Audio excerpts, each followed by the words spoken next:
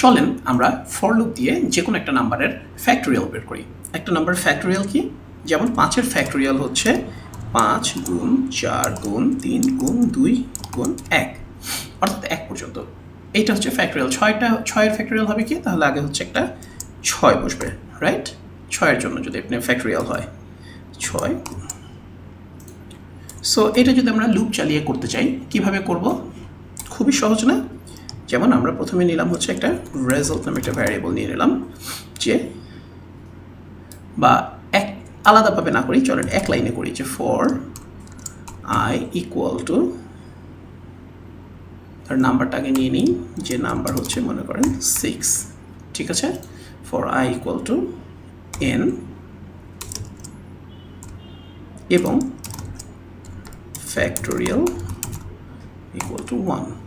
এবার কি হবে? এই যে আমরা এই মাল্টিপল অ্যাসাইন দেখেছি গত পর্বে, রাইট?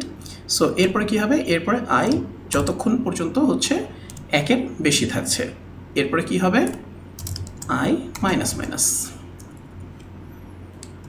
ব্যাস। এবার আমরা কি করব?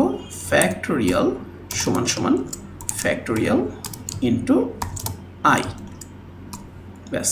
এবার যদি আমরা ইকো করি তাহলে কি আসবে? ফাইনালি ইকো, ধরেন বা প্রিন্ট এফ করি, তাহলে আরও সুন্দরভাবে আমরা দিতে পারবো print F factorial of %t is %t। এবার কি আসবে? প্রথমে আসবে হচ্ছে n, পরে আসবে হচ্ছে ফ্যাক্টোরিয়াল।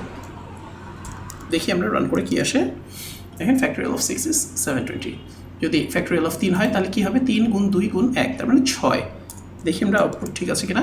দেখেন 3 ইজ 6। অলরাইট, এটাকে আমরা আরও সহজে কীভাবে লিখতে পারতাম বলেন?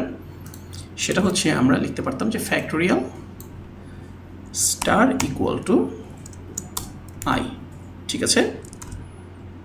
এবার যদি আমরা রান করি, একই জিনিস, খুবই সহজ। সো আপনাকে যদি অনেক বড় একটা নাম্বার দেওয়া হয় তাহলে কি আপনি পারবেন না? অবশ্যই পারবেন, right? Alright guys, take care, bye by.